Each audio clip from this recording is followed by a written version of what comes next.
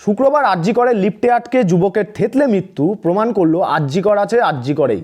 যুবক অরূপ বন্দ্যোপাধ্যায়ের মর্মান্তিক মৃত্যু আবারও উস্কে দিল 2024 সালের আগস্টে আরজিকরে তরুণী চিকিৎসককে ধর্ষণ করে খুনের ঘটনার দুর্বিষহ স্মৃতি। জুনিয়র ডাক্তার ও সাধারণ মানুষের আন্দোলনের চাপের মুখে পড়ে মুখ্যমন্ত্রী মমতা বন্দ্যোপাধ্যায় সেদিন আরজিকর হাসপাতালের প্রশাসন ও পরিকাঠামোর নানাবিধ উন্নতি করার কথা দিয়েছিলেন। আর আজ এই ঘটনার পর প্রশ্ন উঠছে, তাহলে সেদিন কি মুখ্যমন্ত্রী মিথ্যা প্রতিশ্রুতি দিয়েছিলেন শুধুমাত্র গণ আন্দোলনকে ধামাচাপা দেওয়ার জন্য? অথচ আজ এই ঘটনার 3 দিন পরও বহু প্রশ্নের উত্তর মিলছে না।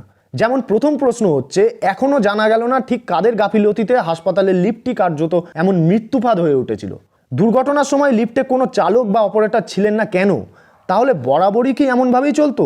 হাসপাতালের সুপার নিজেই বলেছেন লিফটম্যান থাকলে এমন ঘটনা হতো না। তবে লিফটম্যান না থাকার দায় কার? লিফটের রক্ষণাবেক্ষণের দায়িত্ব হচ্ছে পূর্ত দপ্তর ও বিদ্যুৎ বিভাগের। নিয়মিত পরীক্ষা নিরীক্ষার জন্য বরাদ দেওয়া হয়েছিল এক বেসরকারি সংস্থাকে। প্রশ্ন উঠছে, রক্ষণাবেক্ষণকারী ওই বেসরকারি সংস্থার কাজের উপর সঠিক তদারকির ব্যবস্থা কেন ছিল না? বেসমেন্টে লিফটের বাইরে থাকা গ্রিলের তালার চাবি হাতের কাছে ছিল না কেন? জরুরি মুহূর্তে চাবি পাওয়া যায়নি কেন?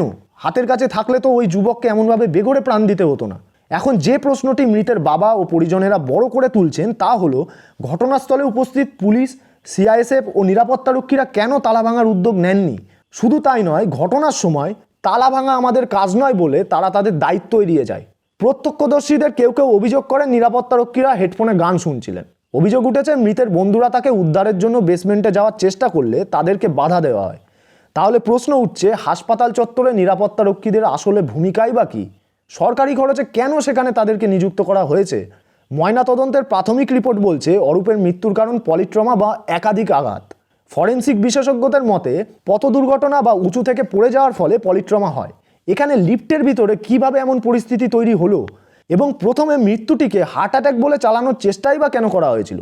ঠিক যেমনটা অভয়ার মৃত্যুকে আত্মহত্যা বলে চালানোর চেষ্টা করা হয়েছিল। সরকার তৎপরতা দেখিয়ে 3 লিফটম্যান ও 2 নিরাপত্তারক্ষীকে গ্রেপ্তার করেছে, কিন্তু উপস্থিত পুলিশ, সিআইএসএফ ও পূর্ত দপ্তরের আধিকারিকদের বিরুদ্ধে কোনো ব্যবস্থা এখনো নেয়নি সরকার।